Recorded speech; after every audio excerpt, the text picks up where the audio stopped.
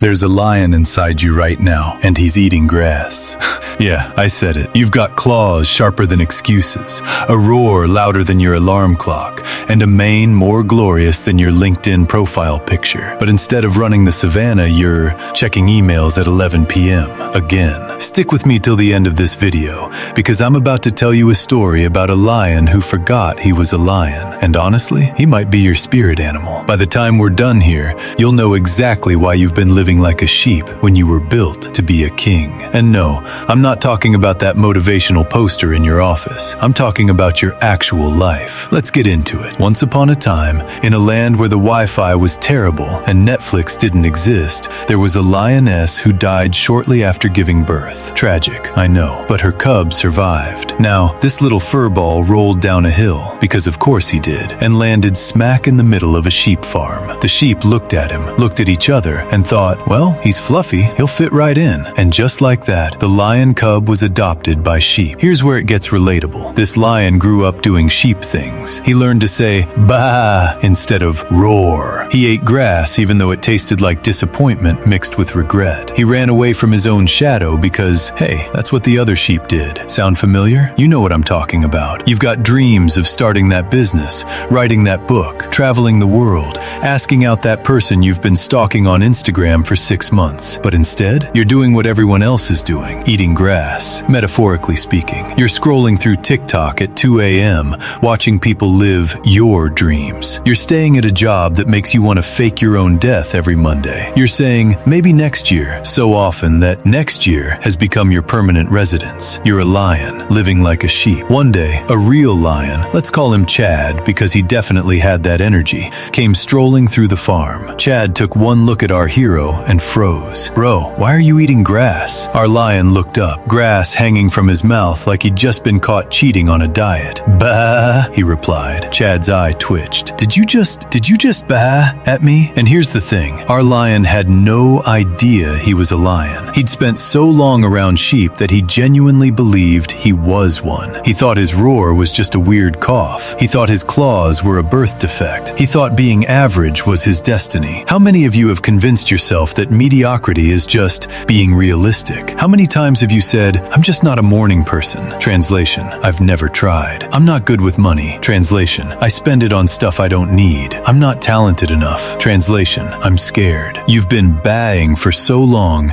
you forgot you can roar. Chad wasn't having it. He dragged our lion to a watering hole and said, look. The lion looked at his reflection, and for the first time in his life, he saw what he really was. Not a sheep, a lion. The realization hit him like that moment you realize you've been pronouncing quinoa wrong your entire life. Except way more important. He tried to roar. It came out like a dying squeaky toy. The sheep laughed. Even the chickens were judging him. But Chad didn't give up. Try again. Louder. He tried again. And on the 7th try, the sheep scattered. The chickens fainted. Somewhere in the distance, a wolf filed for unemployment. Our lion had found his voice. Here's the thing, my friend watching this video while pretending to work. You are not a sheep. You never were. You've just been hanging around sheep for so long that you forgot. You forgot that you were built for more than just getting by. Your potential isn't defined by your past. You don't need permission to be great. That voice in your head saying, you can't? It's lying. You've been eating grass, settling for less, playing small, dimming your light so others feel comfortable, when you were designed to hunt, to lead, to create, to dominate your field. And the saddest part? Nobody put you in that sheep pen. You walked in there yourself. You stay there by choice. You keep saying, bah, even though you know how to roar. So here's your moment, your watering hole, your reflection. Look at yourself, really look, and ask, am I living like the lion I am, or the sheep I'm pretending to be? Are you taking the safe option instead of the right one?